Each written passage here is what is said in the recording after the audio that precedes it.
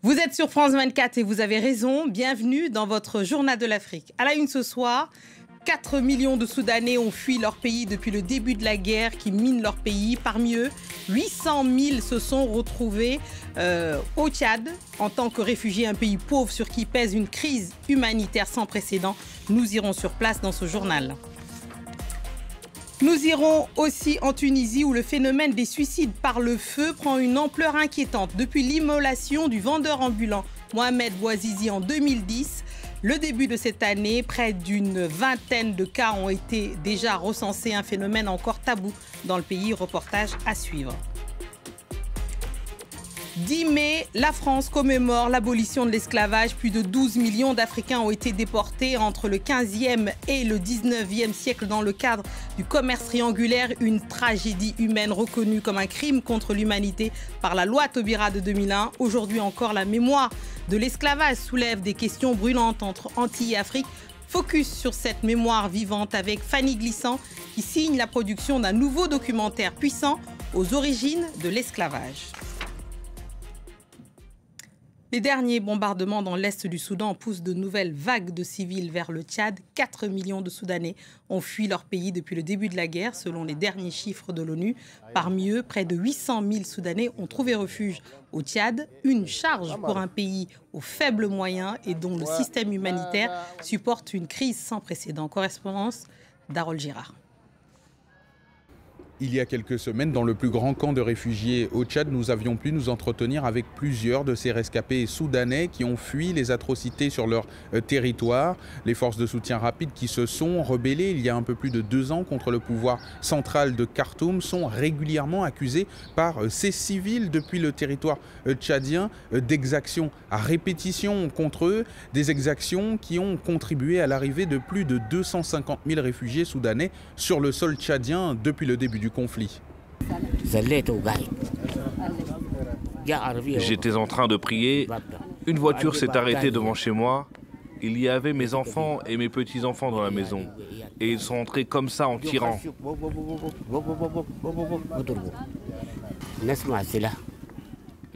On m'a amené dans une autre pièce et j'ai entendu des tirs à côté. Mon second fils a pu s'échapper en escaladant le mur. Mon premier fils, lui, a été abattu. J'ai entendu des tirs. Je ne sais même pas si c'était vraiment sur lui qu'on a tiré.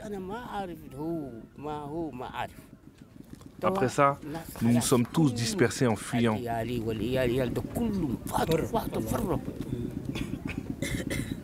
Selon l'ONU, ces 2 dernières semaines, c'est au moins 20 000 personnes qui ont fui la guerre au Soudan pour pouvoir se réfugier en territoire tchadien. Et pour cause principale, une escalade des affrontements à El Fasher dans l'état soudanais du Darfour du Nord. On passe à la Tunisie où depuis l'immolation du vendeur ambulant Mohamed Bouazizi le 17 décembre 2010, le phénomène des suicides par le feu est récurrent dans un pays jusqu'à devenir la 2e méthode la plus utilisée.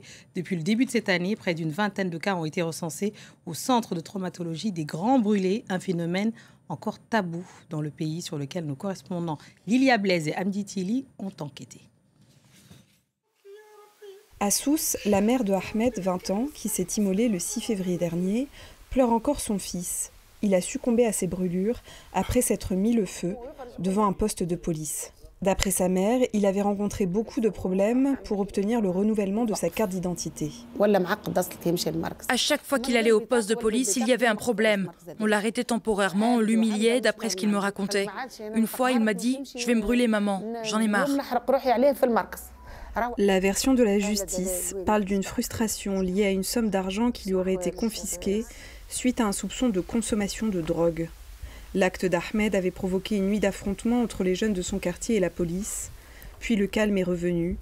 Sa famille craint désormais que son cas soit oublié. Personne n'est venu nous voir, aucun officiel, personne. Il n'y a pas eu un suivi judiciaire, ou en tout cas j'en ai pas été informée. Mon fils s'est immolé, il est mort.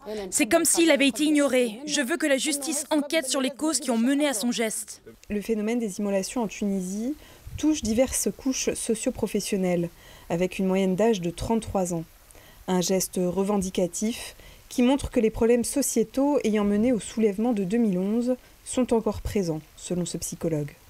Ce phénomène a perduré parce que les objectifs de la révolution n'étaient pas réalisés, tels que la dignité, la liberté, le travail. Et ce phénomène perdure parce que c'est une sorte de revendication extrême, de protestation politique contre les difficultés, les souffrances que cette jeunesse vit en Tunisie depuis même avant 2011.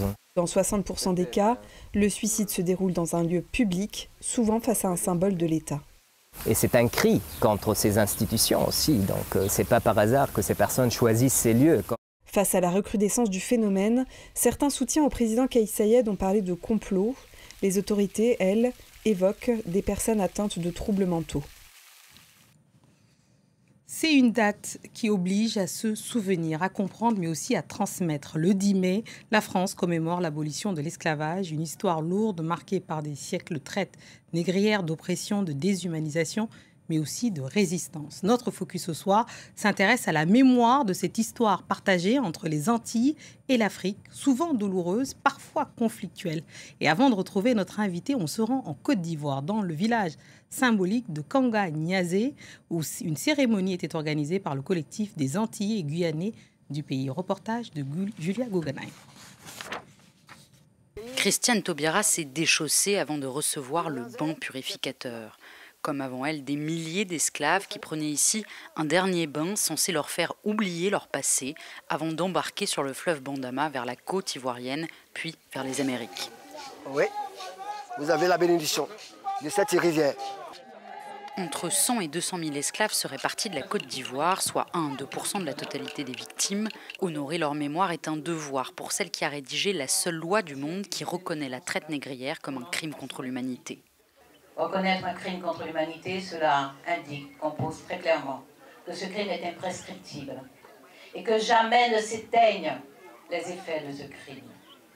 Que personne à aucun moment ne peut venir nous dire d'évacuer le sujet. Avec sa stèle inaugurée en 2017, Kanga Niassé est le seul lieu officiel de mémoire du pays. Les routes empruntées par les victimes de la traite négrière ont pourtant été identifiées par les chercheurs ivoiriens. Des fouilles archéologiques ont été menées, notamment sur une colline de Singrobo à Ouati.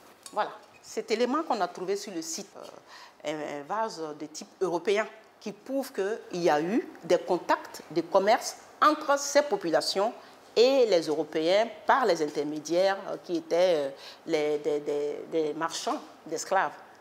Un squelette en position fétale datant du XVIe siècle a même été retrouvé sur place. Pourtant, ce pan de l'histoire semble encore méconnu des Ivoiriens. Malheureusement, c'est une histoire qu'on ne trouve pas dans les livres. En Côte d'Ivoire, ce n'est pas une histoire qui est assez vulgarisée. On a fait un sondage récemment où il y a 94% des personnes qui disaient ne pas connaître Kanga Niassé. Espoir pour la diffusion de la connaissance, le premier musée archéologique du pays devrait ouvrir au mois de juillet et exposer notamment des vestiges de la traite négrière. On poursuit ce focus autour de la commémoration des mémoires sur l'esclavage. Et pour aller plus loin, on retrouve sur le plateau Fanny Glissant, productrice du documentaire sur les routes de l'esclavage en 2018 et aujourd'hui à l'origine du film Aux origines de l'esclavage, où des personnalités et des anonymes comme Joe Star ou Karine Bast, entre autres, partent à la conquête et à la quête de leurs racines. Un voyage intime et collectif entre le passé et le présent, film réalisé par Sonia Daugier et Xavier Lefebvre. Merci Fanny Glissant d'être là ce soir avec nous.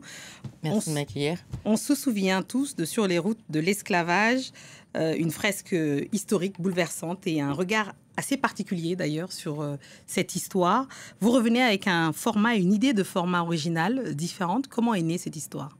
Après avoir travaillé sur les routes de l'esclavage en tant que productrice et co-réalisatrice, on était vraiment parti sur une idée d'avoir une analyse avant tout économique, donc très factuelle, qui regroupait l'historiographie qui avait cours dans une quarantaine de pays. Et l'idée, là, c'était de se concentrer sur une dimension plus mémorielle et être vraiment sur un questionnement plus français et plus local, de savoir comment les descendants, afrodescendants, mais pas juste les afrodescendants, la totalité de la société française vivait son rapport à l'esclavage. Et donc de partir des ascendants, c'est-à-dire c'est une quête généalogique en fait. L'idée, c'était de faire un film de société qui s'appuie aussi bien sur l'histoire, mais aussi sur la généalogie. Et on sait à quel point ce qu'on appelle le transbord, le passage du milieu, rompt définitivement la possibilité de se reconnecter à son ascendance. Et donc, c'est toujours une question très vive pour les afrodescendants et les Antillais. Dans le documentaire, des figures comme Joe Star, on voit à l'image le chanteur martiniquais Kalash, mais il y a des figures comme Joe Star et Karine Bast, qui elle est présentatrice sur France Télévisions, retournent en Afrique de l'Ouest, et notamment à Ouidah, au Bénin. Qu'est-ce que ces voyages nous disent justement de la question et de la puissance finalement du lien de mémoire, tout simplement ? Alors, en tout cas, moi, ce que je peux dire, c'est qu'en les emmenant là-bas, d'abord, ils ont découvert comme ça sur le tarmac, j'ai envie de dire, de l'aéroport d'Orly, qu'ils avaient un lien familial, un lien de sang. Ouais. Voilà, et on les a amenés jusqu'à Ouidah, au Bénin. Et là, ça a été une expérience très forte pour eux. C'est-à-dire que tout d'un coup, la possibilité d'entrevoir l'endroit où 66% des ascendants qui ont donc peuplé, j'ai envie de dire, la Guadeloupe et la Martinique et la Guyane, venant de Ouidah, ça a été pour eux une expérience vraiment intime, extrêmement forte. Je propose qu'on écoute d'ailleurs un extrait du documentaire, on en parle juste après.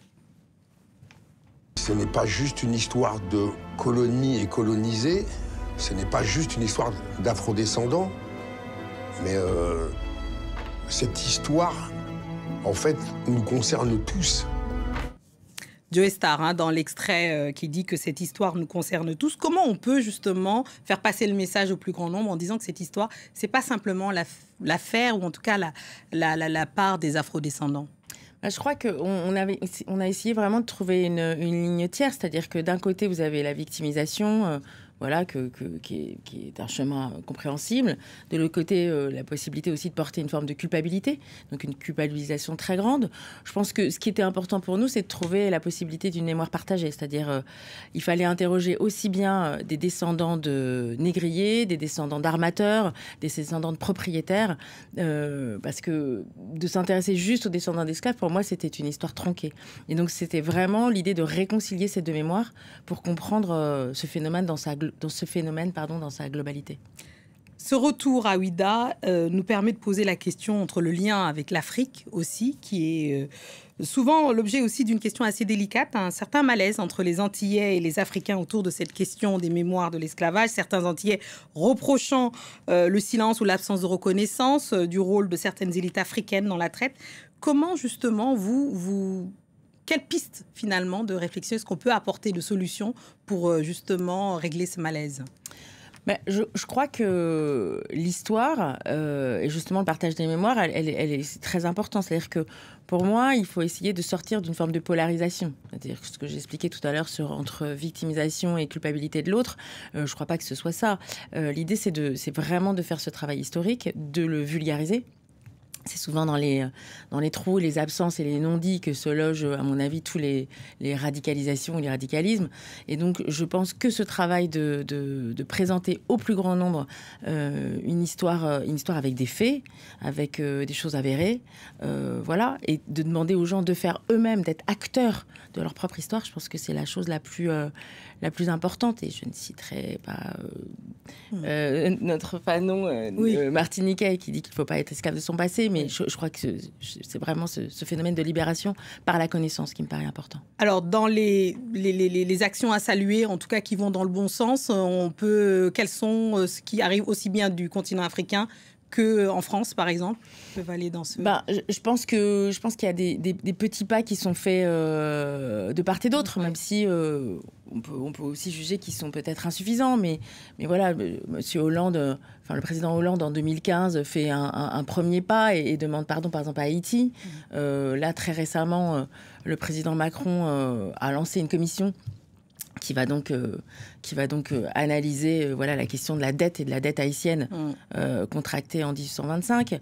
Voilà, ça, c'est des petits pas qui sont faits, qui sont aussi de l'ordre de la reconnaissance. Et sur le continent africain, il y a plein de choses qui sont faites. Moi, je suis très, très admirative de tout ce que les associations font, par exemple, en Côte d'Ivoire. Mais il y a aussi des grands travaux qui sont en train d'être organisés au Bénin, où WIDA, port très important, on va dire 1 300 000 captifs qui sont partis de WIDA, et aujourd'hui qui va être un des grands musées internationaux sur les mémoires de l'esclavage.